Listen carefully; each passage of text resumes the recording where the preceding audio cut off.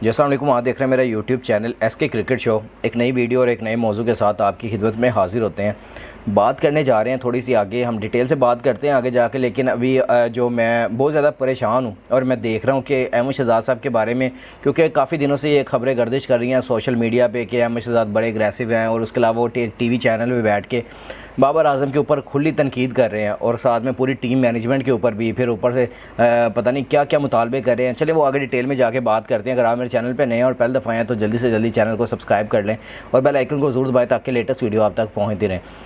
अच्छा, अहमद शहजाद आपको पता है पाकिस्तान के माया नाज जैसे कहेंगे ओपनिंग बैट्समैन, जिन्होंने पाकिस्तान के लिए काफ़ी अच्छा सर्व भी किया और काफ़ी अच्छे रन्स भी किए हुए हैं। नो डाउट के पाकिस्तान के लिए उन्होंने जितना एट दी एंड मैं यहाँ बात करूँ कि उन्होंने जिस तरह ओपनिंग में आके वो एग्रेसिव खेलते थे, मुझे पर्सनली बहुत पसंद थे वो। और मैंने उनको जितना देखा, क्योंकि मैं छोटा था जब वो टीम में थे और अब तो काफ़ी देर ही हो गई, 2017 के बाद से मैंने उनको टीम में नहीं देखा।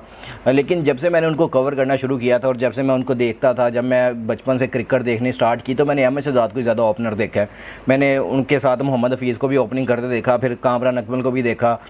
इस तरह मैंने उनके जो मुझे बचपन में याद आता है, जो दूर की खबरें हैं कि अब वो ज़हन से भी स्किप हो गई हुई हैं। लेकिन जब मैंने उनको देखा कि उन्होंने जब अपना क्रिकेट शुरू की, जिस तरह उन्होंने अपना पूरा थ्रू आउट कैरियर बनाया, तो उन्होंने अपने जो एग्रेसिव अपना एटीट्यूड की वजह से जाने जाते थे। उनको टीम के साथ जो इशू थे, उन्होंने जिस तरह अपनी टीम को लेके चलते थे, फिर उसके अलावा जब टीम से ड्रॉप हुए हैं तो उनके जो पीछे से मशवरे देने वाले थे या उनके ऊपर बात करने वाले थे, वो बताते होते थे कि यार इनका एटीट्यूड प्रॉब्लम बहुत ज़्यादा है, ये ज़्यादातर एटीट्यूड में रहते हैं, बात करते हैं, एग्रेसिव बात करते हैं।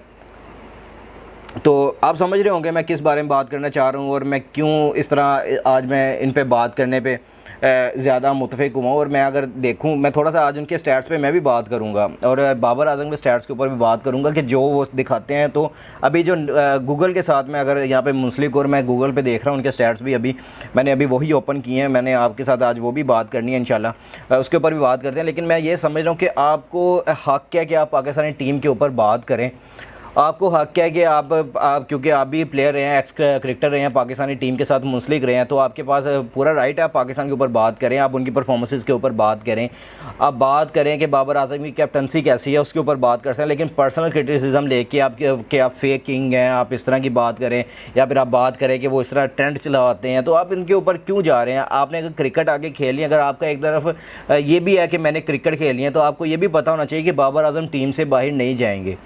ये आपको समझ लेना चाहिए कि बाबर आजम टीम से बाहर नहीं जाएंगे। लेकिन अगर आपने खेलना है तो जिस तरह इमाद और आमिर भी बैठ के क्रिटिसिज्म करते थे टीवी चैनल पे बैठ के, अगर आप भी बैठ के इस तरह क्रिटिसिज्म करेंगे तो आपने भी उसी के साथ ही जाके अगर खेलना है, अगर आपको टीम में लेते हैं। लेकिन अभी मैं ये जो समझ रहा हूँ कि अभी अब आपका टाइम ऑलमोस्ट ख़त्म हो चुका है। आपकी 34 ईयर्स या 33 ईयर्स, आपने शायद चैनल पर वहाँ पर बैठ के बताया भी है कि आपकी 34 ईयर्स एज हो चुकी है। तो आपके पास और कितनी क्रिकेट है? 2-4 साल और है, आपने और कितना खेलना है? वो आप शुएब मलिक की तरह, तो आपकी वो फिटनेस नहीं है कि आप शुएब मलिक की तरह इस तरह 41-42 साल की उम्र तक खेलते रहे।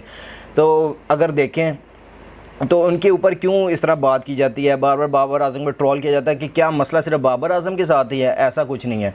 अगर हम ठीक है, उनके स्ट्राइक रेट का मसला है, उनके स्टैट्स का मसला है कि उनके पास रिकॉर्ड्स हैं, वो माइलस्टोन के लिए खेलते हैं, ये आप बात करें, आप उसके ऊपर बात भी कर सकते हैं कि उनकी ये परफॉर्मेंसेज हैं, इस तरह है। मैं कोई बाबर आजम का हिमायती बैठ के वीडियो नहीं कर रहा। मैं खुद बाबर आजम को बहुत ज़्यादा क्रिटिसिज्म करता हूँ जब वो उनकी परफॉर्मेंसेज ख़राब होती हैं। मैंने खुद अभी जो वर्ल्ड कप में बात किया, मैंने बाबर आजम की टुक टुक पे सबसे ज़्यादा बात की है। और भी चैनल्स ने बात किया, वो सारे उनके तारीफ़ें करते हैं कि बाबर आजम ये करते हैं, बाबर आजम ये करते हैं, टीम को जितवा के देते हैं। लेकिन मैं इस तरह बैठ के नहीं बात करता। अगर बाबर आजम जहाँ पे गलत करते हैं, मैं वहाँ पे क्रिटिसिज्म करता हूँ उन पे। और अगर अहमद शहजाद ने बात की है तो मैं उनसे भी मेरा काफ़ी कोई, यानी कि मैं कहूँ कि मैं बड़ा रिस्पेक्ट एलिमेंट में उनके साथ मैं बात करता हूँ। और मेरी उनकी साथ जो प्यार है, मैंने उनको बचपन में खेलता हुआ देखा और मैं उनको बड़ा एग्रेसिव मानता था जैसे वो खेलते थे।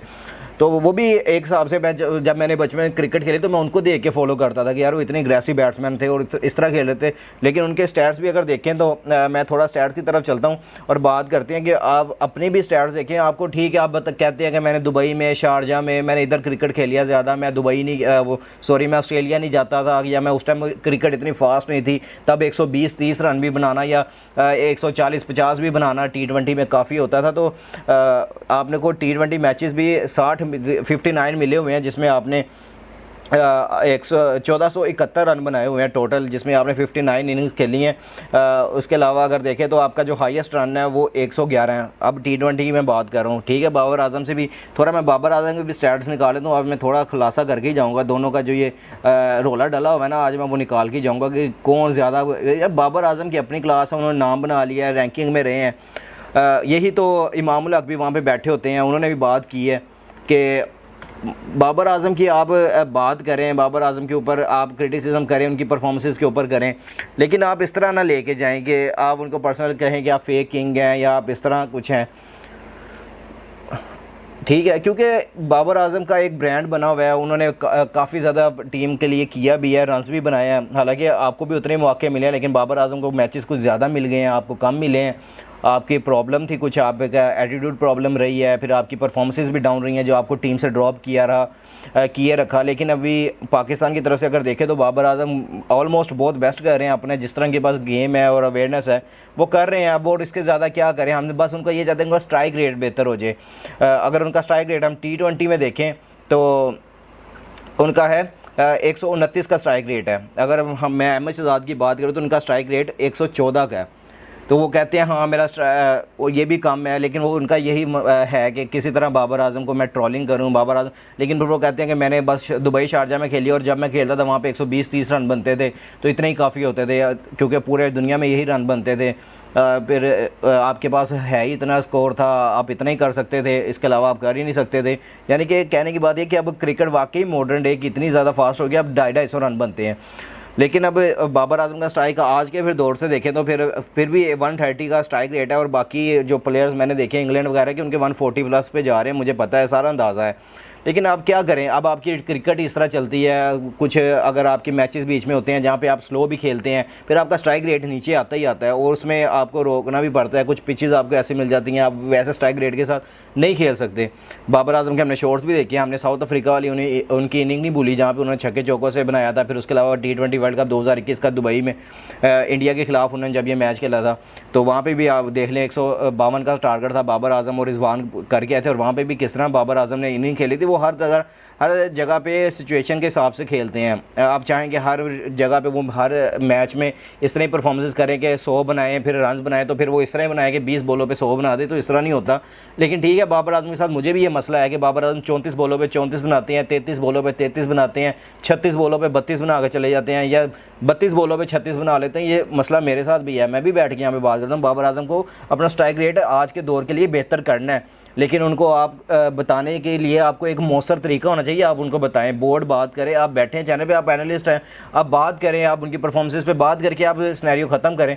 आप इस तरह बैठ के बात करें, उनके ऊपर बार बार क्रिटिसिज्म करें, तो यार ये गलत बात है। मैं इस टॉपिक पे बात ही नहीं करना चाहता था, और क्योंकि तकरीबन हफ्ता होने वाला है, और जिस तरह अहमद शहजाद और बाबर आजम के ऊपर कंट्रोवर्सी चल रही है, पूरे चैनल्स इस पर व्यूज़ ले रहे हैं, और इस तरह बैठ के बातें कर रहे हैं दिन रात इनके ऊपर, क्योंकि सबको मवाद मिला हुआ है, बैठ के बातें कर रहे हैं, बताई जा रहे हैं कि हाँ इन दोनों की, यानी कि वो कहते हैं ना कि देग पकी हुई है, सारे बीच में खाई जा रहे हैं। तो इस तरह मैं नहीं चाहता था कि मैं इस पर बात करूं, लेकिन मुझे मजबूर किया गया, मुझे जो कि बाबर आजम के ऊपर इतनी ज़्यादा क्रिटिसिज्म, उनको इतना पर्सनल अटैक किया कि यार फेक किंग है, आप इस तरह के हैं, आप ट्रेन चलवाते हैं। ठीक है, चलवाते होंगे, आपने भी चलवाए हैं, ये भी आपने अपने मुंह से कहा कि आपने भी चलवाए, लेकिन वो कहते हैं आपने बहुत गंदे चलाए हैं। वो उनके अपनी पर्सनल है, वो इंशाल्लाह जो भी वो कमेटी बनी हुई है, अगर उसका कोई फैसला आता है तो उसके ऊपर खुद ही साया कॉरपोरेशन के नाम से कुछ है ऐसा सारा वो केस खुला हुआ है, तो अगर उस पर कोई कमेटी फैसला करती है तो वो बाबर आजम खुद ही उस पर जवाब दें, तो वो इंशाल्लाह सारा पीसीबी खुद ही हैंडल कर लेगा। तो हमें बस एनालिस्ट बन के हमें बात करनी चाहिए,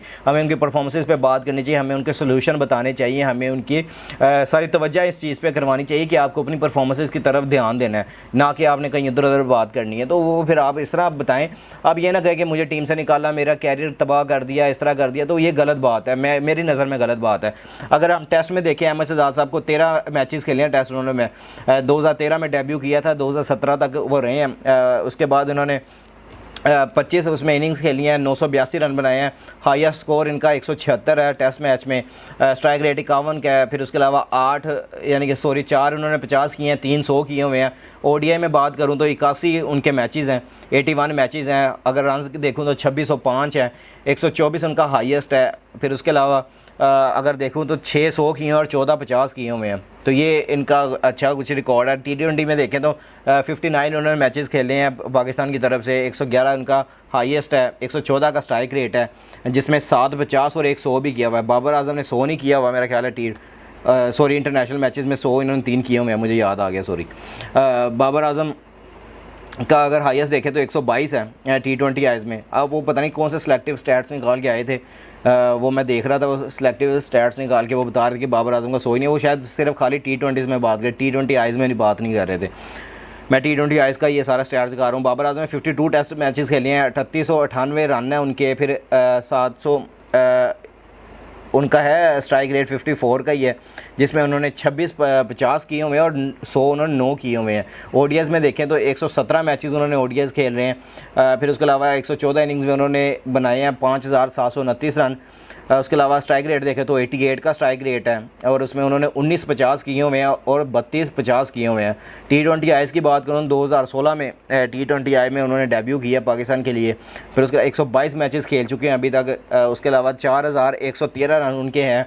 स्ट्राइक रेट देखें तो 129 का स्ट्राइक रेट है और 36 उन्होंने 50 किए हैं और 300 किए हुए हैं। तो आप उनको अपने साथ कंपैरिजन ना करें। आप क्यों उनको एज ए ओपनर बात करते हैं, आप क्यों इस तरह, मैं तो हैरान हूँ कि क्यों आप इसके ऊपर इतनी बात करके इतनी इस बात को हवा देते हैं। और बाकी यूट्यूबर से मेरी गुजारिश है कि आप इनके मामले को इतना ना उठाया करें कि आपके अपना वो प्लेयर्स हैं, आप उन्होंने अभी क्रिकेट खेलनी है, आप उनका उस तरफ ध्यान रहने दें। आप ना बाबर आजम पे इस तरह बात करें। आप अपने एनालिस्ट हैं तो आप अपना तजिए दें और आप घर जाके बैठे, और सबसे महंगे आप इस टाइम वहाँ पर एनालिस्ट बैठे हैं। ताबिश हाशमी भी आपसे कम पैसे ले रहे हैं, आपने सबसे ज़्यादा वहाँ पर पैसे लिए हैं। इमाम उल हक और जो इमरान अजीज़ साहब पैसे ले रहे हैं, उनका मिला के भी आप उनसे ज़्यादा पैसे ले रहे हैं। आप इतने महंगे वहाँ पे बैठे हुए हैं, तो आप अपने तजिए दें, आप ना कि पर्सनल क्रिटिसिज्म करें और आप अपना बेस्ट दें वहाँ पे। इंशाल्लाह जिस तरह क्रिकेट बेस्ट हो सकती है वो होती रहेगी। आगे पीसीबी चेयरमैन के ऊपर सब कुछ है, वो किस तरह बेस्ट करते हैं, क्या फ़ैसले लेते हैं, क्योंकि पाकिस्तान का T20 वर्ल्ड कप में अपना सफ़र तो ख़त्म हो गया। जैसे टीम वापस आएगी तो देखते हैं कि वो क्या फ़ैसले लेते हैं। तो अगर आपको मेरी ये वीडियो पसंद आई है तो जल्दी से जल्दी लाइक शेयर और कमेंट्स कर दिया करें। जिस भाई ने अभी तक चैनल को सब्सक्राइब नहीं किया वो जल्दी से जल्दी चैनल को सब्सक्राइब कर लें और बेल आइकन को ज़रूर दबाएं ताकि लेटेस्ट वीडियो आप तक पहुँच रहे। इंशाल्लाह मिलते हैं नेक्स्ट वीडियो में। अपना और अपने आसपास के लोगों का ख्याल रखिएगा और दुआ में हमें भी याद रखिएगा। अल्लाह हाफिज़।